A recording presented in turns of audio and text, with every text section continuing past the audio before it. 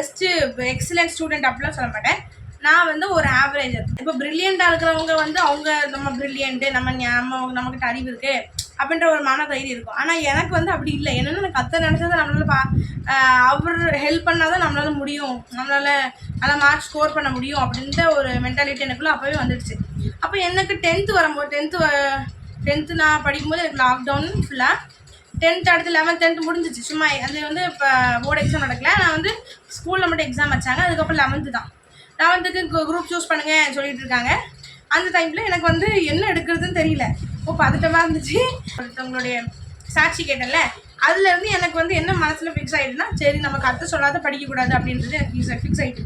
So அப்போ நான் என்ன பண்ணேன்னா, சரி ஏசப்பா கிட்டே கேட்போம். அந்த டைமில் என்கிட்ட ஏசப்பாவோட சத்தத்தெலாம் நான் அவ்வளோ கேட்டது கிடையாது. எப்போ நான் 10th சொல்கிறேன், எனக்கு அவ்வளோ தெளிவாக ஏசப்பா பேசுவாருன்னு தெரியுமே தவிர்த்து எங்கள் அம்மா மூலமாக அல்லது தீர்க்கதரிசிகள் மூலமாக இப்படி தான் நான் கேட்டிருக்கேனே தவிர்த்து ஸ்பெசிஃபிக்காக என்கிட்ட பர்சனலாக அவர் பேசுனது நான் வரைக்கும் ஃபீல் பண்ணது கிடையாது. அதான்.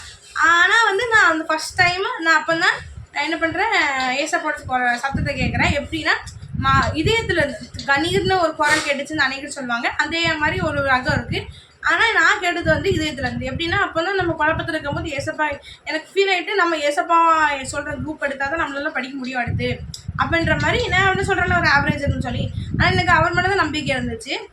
அப்போ நான் என்ன பண்ணேன், ஏசப்பா கிட்டே கேட்டேன். அப்போ வந்து எனக்குள்ளே ஃபீல் ஆச்சு. ஆண்டவர் ஒரு இன்டென்ஷன் கொடுத்தாரு, மனசுக்குள்ளேருந்து பியூர் சயின்ஸ் எடுக்கணும் அப்படின்ற வந்து ஒரு மாதிரி ஆண்டவர் பேசினதை நான் கேட்டேன். அது ஃபஸ்ட் டைம் என்னோடய வாழ்க்கையில் கற்றுக்கிற சத்தத்தை நான் கேட்குறேன்.